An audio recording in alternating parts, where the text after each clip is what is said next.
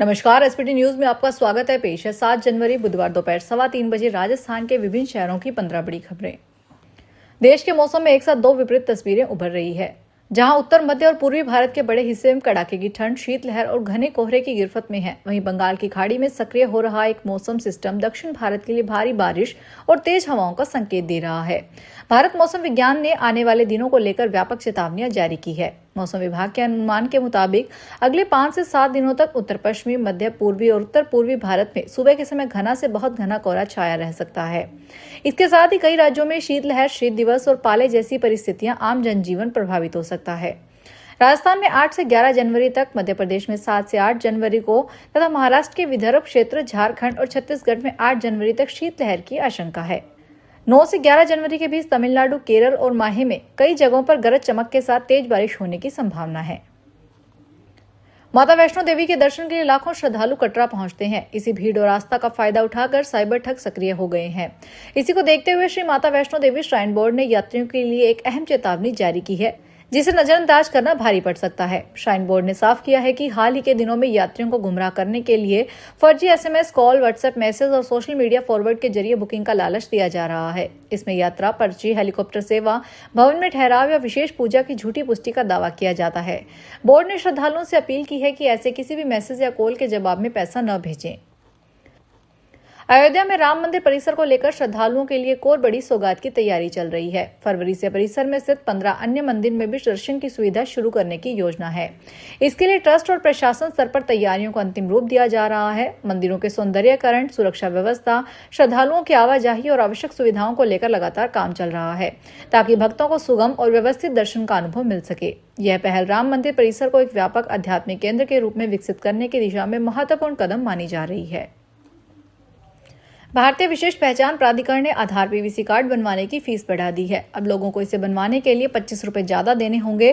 भारतीय विशिष्ट पहचान प्राधिकरण का कहना है कि कार्ड बनाने में इस्तेमाल होने वाले मटेरियल, प्रिंटिंग और सुरक्षित डिलीवरी की लागत बढ़ गई है।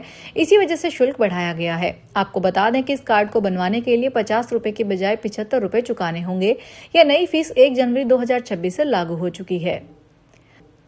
आंध्र प्रदेश के कोवल्लूर फ्लाईओवर पर चलती बस में अचानक आग लग गई, जिससे बस पूरी तरह जलकर राख हो गई। हालांकि कोई जनहानि नहीं हुई है। पुलिस के मुताबिक बस खम्मम से विशाखापट्टनम की तरफ जा रही थी, तभी फ्लाईओवर के पास बस की मोटर में शॉर्ट सर्किट हुआ और आग भड़क उठी।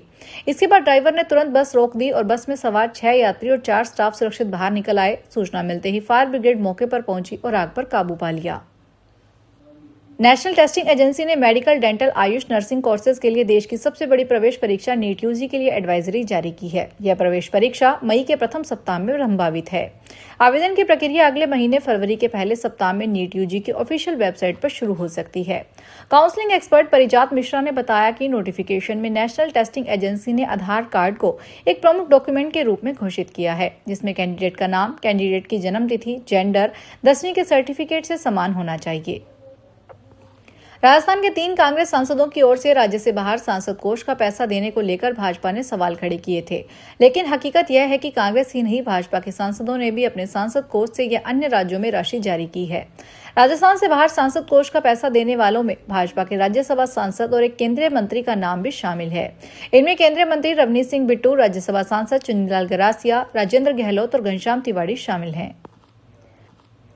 भारतीय सेना के 78वें सेना दिवस के उपलक्ष्य में गुलाबी नगर जयपुर में आयोजित होने वाली सेना परेड के दौरान सुरक्षा और व्यवस्थाओं को लेकर सेना और स्थानीय प्रशासन ने व्यापक तैयारियां कर ली है। दूसरी ओर गुरुवार से भवानी निकेतन कॉलेज ग्राउंड में सेना की हथियार प्रदर्शनी शुरू होगी। मुख्यमंत्री भजनलाल शर्मा इसका उद्घाटन करेंगे।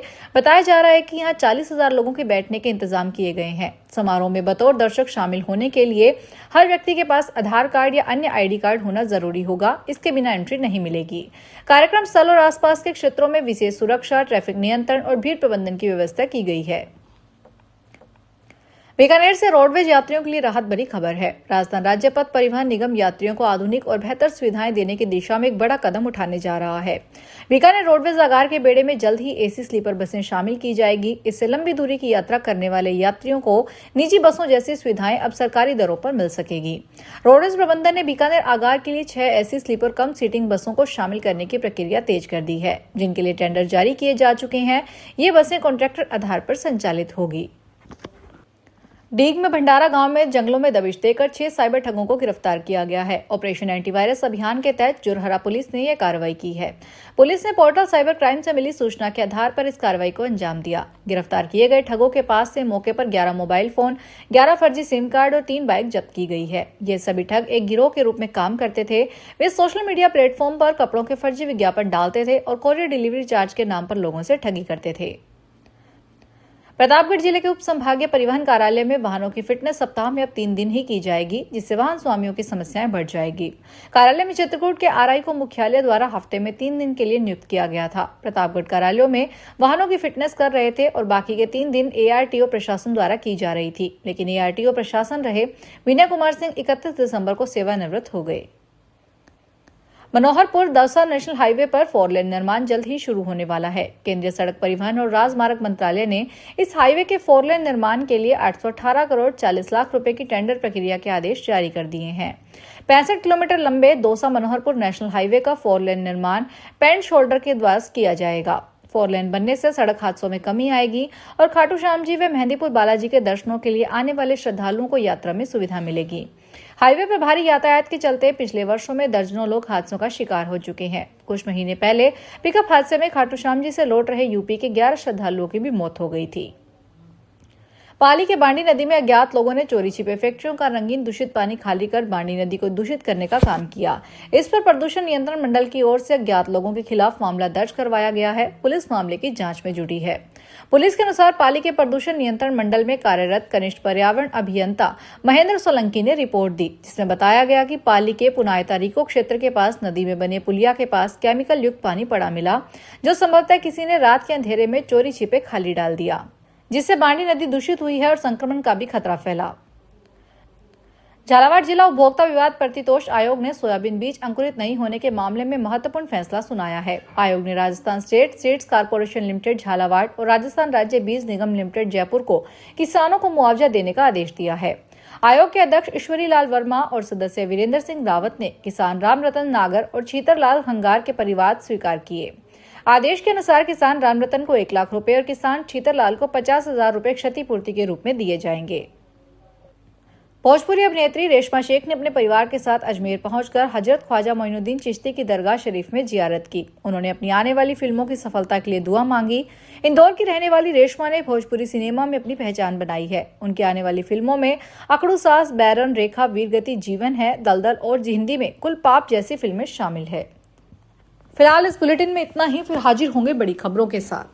अगर आप भी अपने आसपास की छोटी बड़ी और महत्वपूर्ण खबरों से अपडेट रहना चाहते हैं तो सब्सक्राइब कीजिए हमारे चैनल एसपीटी न्यूज को और प्रेस कीजिए बेल आइकन पर।